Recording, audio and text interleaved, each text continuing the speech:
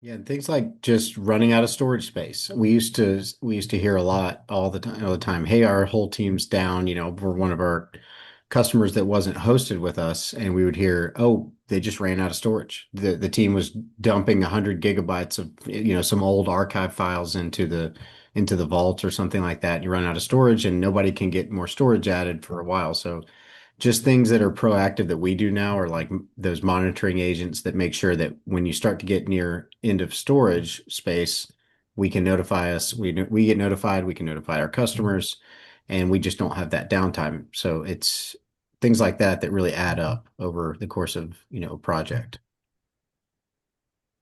Exactly. Mhm. So reducing the CAD IT burden, let's talk about what that looks like.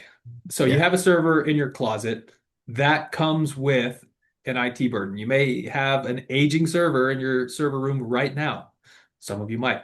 Even with the most savvy IT team, patching, monitoring, and software updates often get forgotten in the day to day. And patching is the most notorious in that because it's one of those things that if it ain't broke, don't fix it, does not work for patching because you won't know if it's broken until it's too late.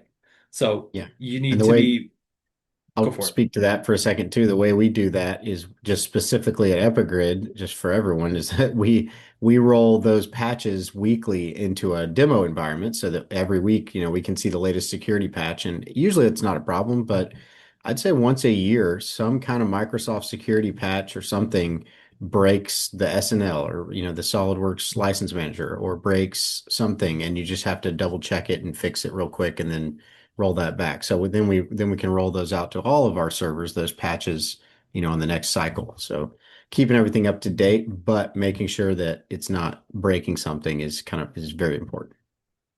And by having that demo environment, we do have the ability to test all of these patches before they go into production Mhm. vaults.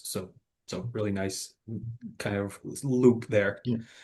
You always will have the right specs. This is what Philip was alluding to earlier. We can spec up your CPU, your RAM, your storage as needed, or even bring down the specs if you're going to be on a kind of quiet period and you need to bring your spend down. We can add or remove server resources on the fly to match your specific needs. Resources are added discreetly so operation is not interrupted. And that's with storage. We don't need to interrupt your team to add storage.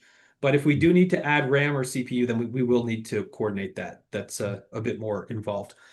But You can usually do it either, over a downtime, like, over a night or a weekend though. So it's not too big of a deal. yeah, we just coordinate with your team to make sure that they're all off the server. So again, it's as discreet as possible, way more discreet than if it were in your office. Mhm. Another thing that I like to talk about is with cloud hosting and no on-premise server, we can manage that not only the server, but the PDM vault itself, meaning adding users, tweaking user permissions. Maybe the folder structure needs another layer, and you need to, address the folder structure. Then we can do all of that PDM vault admin stuff because it's on our host. So EpiGrid Cloud Hosting comes with out-of-the-box server monitoring and admin, like we mentioned, but we can also be your CAD admin and administrate your PDM vault. Something to just be aware of. Again, a lot of folks do not have a full-time CAD admin who is tasked with making sure that vault stays healthy and accessible. Well, we can do that for you. So that's part of the ability of having that vault on our cloud host. Yeah, all the way down to reactivating license managers and getting tasks to run and, figuring out why a task is locked up in SQL or something like that.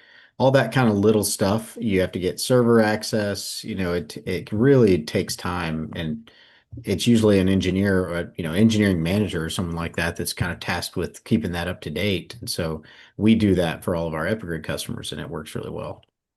Yeah, and we do it on a fixed monthly Mhm. basis as well. So again, it's a very predictable spend that you know every single month, very low amount between 200 and 500 bucks a month, depending on your level of admin.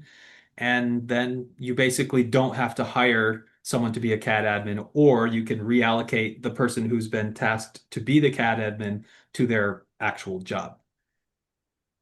The last thing that we talk about is remote access. When your CAD data and workflows are in the cloud, you can securely connect to EpiGrid infrastructure from anywhere with an internet connection. So this is really the birth of the distributed design team with the cloud because just recently, maybe 10 years, 15 years, the notion of having someone work from home and still have the same access as if they were at the office, that was a pipe dream. It just wasn't a thing. But with the advent of cloud computing and our expertise in engineering with EpiGrid, then we've been able to deploy this solution and really make it available no matter if you're in India, in the UK, in Abu Dhabi, in the United States, it doesn't matter. We can get you access to your data. And if there is some vault replication that needs to happen overseas, say to Asia Pacific, then we can accommodate that as well. Yeah, we have people connecting from all over the world right now. And I mean, we all over. So it's various levels of performance, it depends on what you're trying to do. But it's always worth testing too. So we can test in our demo environments and say, hey, someone's in Singapore, let's get them to connect and see if they can pull data and see if they can interact with it. Most of the time, it's fine. So yeah, that's a big, big advantage.